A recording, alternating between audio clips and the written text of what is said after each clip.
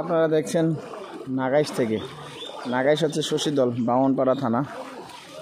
নাগাইশ থেকে বন্যার পরিস্থিতি দেখছেন, এখন পানি, অনেক বেশি পানি।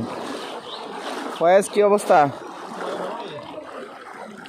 এই যে ফয়েজ হাঁটতেছে সামনে, পানিতে, বন্যার পানি একেবারে কোমর সমান হয়ে যাচ্ছে, প্রচুর পানি, প্রচুর পানি। আশেপাশে বাড়িঘর তলিয়ে গেছে মোটামুটি। যারা আবার বাড়িটা একটু উঁচু করে করেছে তাদের পক্ষে বাড়িতে পানি ঢুকে নাই। নিচা, এই যেহেতু এটা নিচু এলাকা, এই এলাকাটা একটু নিচু। আমাদের কুমিল্লা থেকে বুড়িচং, বুড়িচং হয়ে তারপরে ব্রাহ্মণপাড়া, বুড়িচংটা থেকে ব্রাহ্মণপাড়াটা একটু নিচু এলাকা, যার কারণে পানি, গোমতী নদীর পানি বুড়িচং হয়ে ব্রাহ্মণপাড়ায় চলে আসছে। কারণ গোমতীতে, বুড়িচং এলাকায় পানি এর থেকে একটু কম। কিছু কিছু জায়গায় পানি আছে, কিন্তু বেশিরভাগ জায়গায় একটু কম। তো এই হচ্ছে